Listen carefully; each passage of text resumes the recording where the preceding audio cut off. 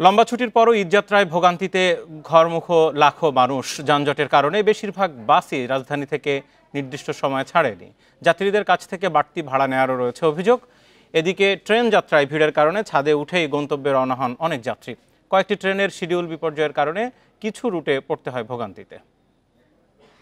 Bundle থাকলে প্রতি সেনমানিতে টাকা বাঁচবে। বিকাশ সেনমানি বান্ডেল কিনে জিতুন প্রতি লেনদেনে।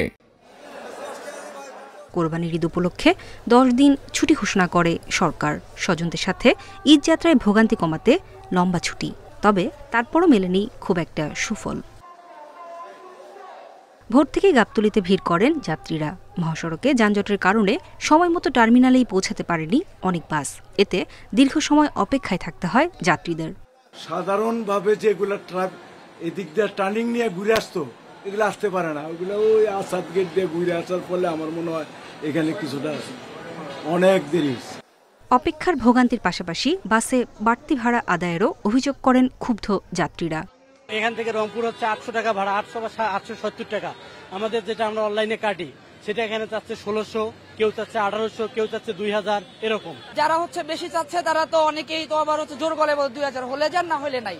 এখন আমরা তো আর কিছু করার নাই। এখন আমরা এদিক ঘুরতেছি, আপনার গাবতলীতে কোনো টিকিট পাইতেছি না, এবং টিকিট পালেও তার হচ্ছে অতিরিক্ত চড়া মূল্যে তারা বিক্রি করতেছে। ট্রেনের যাত্রীদেরও শিডিউল বিপর্যয়ে পোহাতে হয় দুর্ভোগ। 2টি ট্রেনের শিডিউল বিপর্যয় হয় প্রায় 1 থেকে 4.5 ঘন্টা পর্যন্ত। দাদুবাড়ি যাচ্ছি, আমার খুবই ভালো লাগছে। এখানে হচ্ছে আমরা কুরবানি দিব। ঈদযাত্রা মোটামুটি ভালোই মনে হইতেছে। অনেকদিন পরে বাড়িতে যাচ্ছি, আপনার মনে হয় অনেক আনন্দ উপভোগ করব, তবে সিট পাইনি, একটু কষ্ট মনে হইতেছে। এবার কাজ ছুটি অনেক সময় করে পাইছি, এই জন্য অনেক ভিড়। ঠিক আছে, তো ভালোই আমরা যাচ্ছি, টিকিট পাইছি কিন্তু সিট পাচ্ছি না। টিকিট না পেয়ে অনেক যাত্রী উঠে পড়েন ট্রেনের ছাদে। ঝুঁকি নিয়ে রওনা হন গন্তব্যে।